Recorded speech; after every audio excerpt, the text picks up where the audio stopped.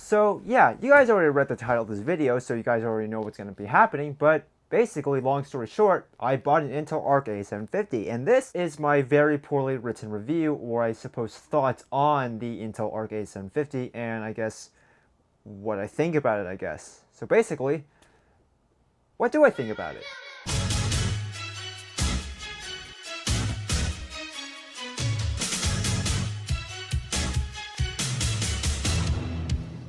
Now, to many people who actually know what this is, you might be confused on why. Why the hell would you even buy this? What is the actual point of buying this graphics card in the first place? Which is a good question, because to be honest, yeah, I'm not gonna lie, I really don't know. But let me back up a little bit. So recently, Nvidia has released their RTX 4060 Ti, and AMD has released their 7600, and overall, they're both just okay. The 4060 Ti was at best about 5 to 10% better than last gen, and AMD's RX 7600 was actually not the worst thing ever made, but it didn't really make much sense price to performance wise compared to last gen. And with the recent release of the RTX 4060,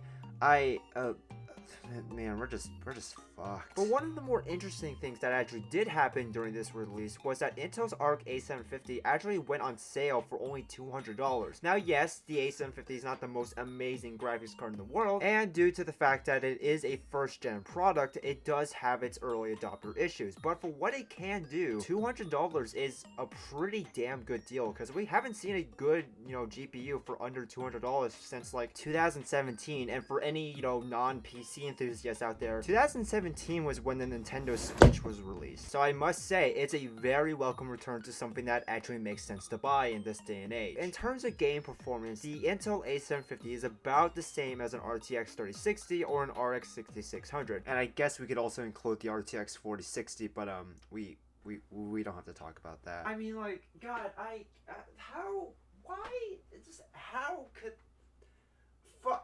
God.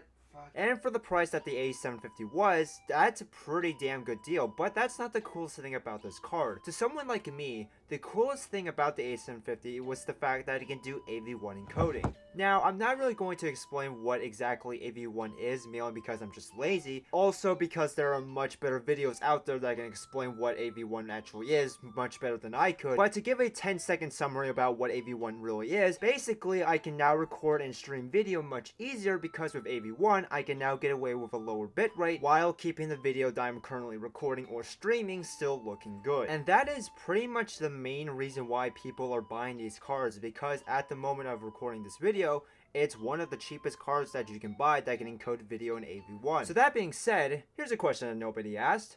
Why the hell did I buy this card? Because to be frank, I don't stream and I don't really record, my computers to make videos, so why the hell did I buy this thing? And to be honest, I don't really know. I saw this thing was on sale for $200 and I thought, yeah, sure, why not? I can probably make a video out of this, and now here we are. And I say that, but I still don't really know what to do with it, because my original plan is to do what everyone else did. Hey, what do you think would happen if I replaced my $2,000 graphics card with a $200 one? I don't know, wouldn't the cheaper one be slower?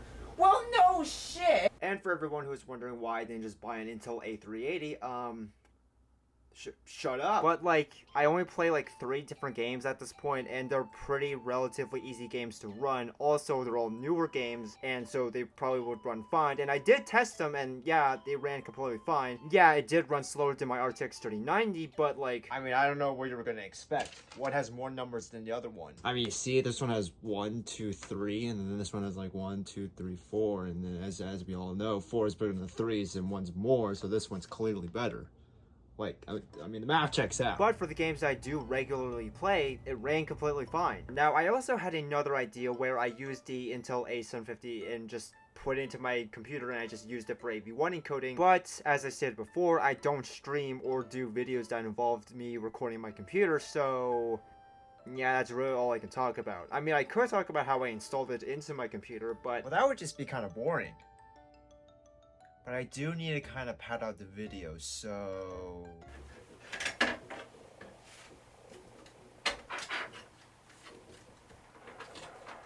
I mean, yeah, it was pretty much the exact same like any other graphics card. You just put the graphics card into the PCI slot on your motherboard, then you get the PCIe power cables, plug it into your card, then go, down the drivers, and that's really about it. And I will admit, installing the drivers, pretty damn easy. I just downloaded the file from the website, ran the installer, and just like AMD or Nvidia, luckily it just worked and installed, and bam, I now have an A750 in my computer now. Really the only quirk that I had with the card was the fact that I had to plug in a monitor and run that monitor with the A750 in order to get AV1 encoding to show up as an option, well, at least in OBS, which kinda is an inconvenience, but it's not really that big of an issue. Also, another, I suppose, annoyance that I had with the card was the fact that I had a PCIe 6-pin connector, which I have not seen in a very long time, and honestly speaking, I was kind of annoyed about it because then I had to end up routing a 6-pin power cable to the damn thing because I didn't have a 6+2 pin connectors. But I mean, at the end of the day, it doesn't really change anything and it still works, so who really cares? But in the end, like,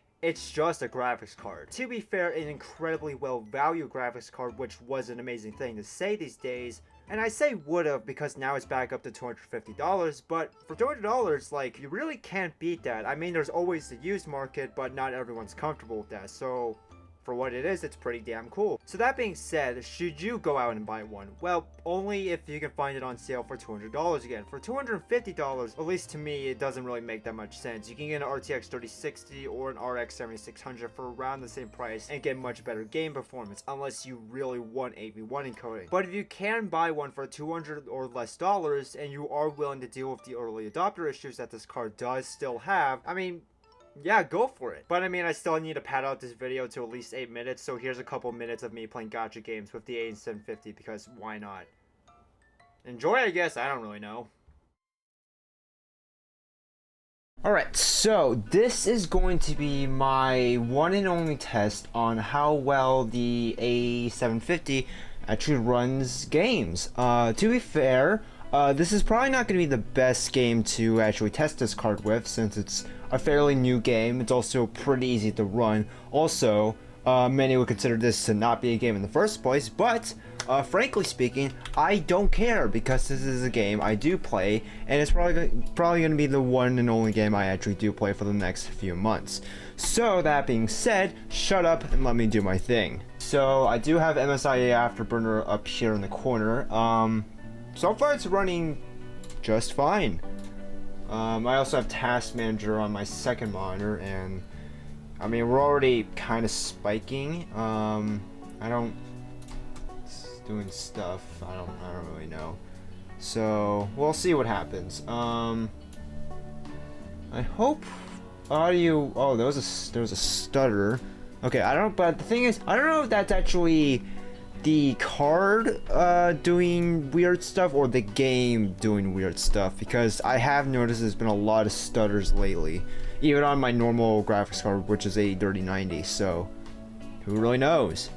Like, I've not seen a single frame drip, mainly because like the GPU is not even pegged, so like there's not really much to talk about. It's running fine. Yeah, like, okay, I don't really think MSI Afterburner's being correct on me, which to be fair, I did lately. It's never been really correct on anything, but like on the Task Manager we're using at max about 85%, but like on terms of just GPU, okay, wait, no, MSI Afterburner is correct. Okay, in terms of just rendering the game, it's only using about 50%.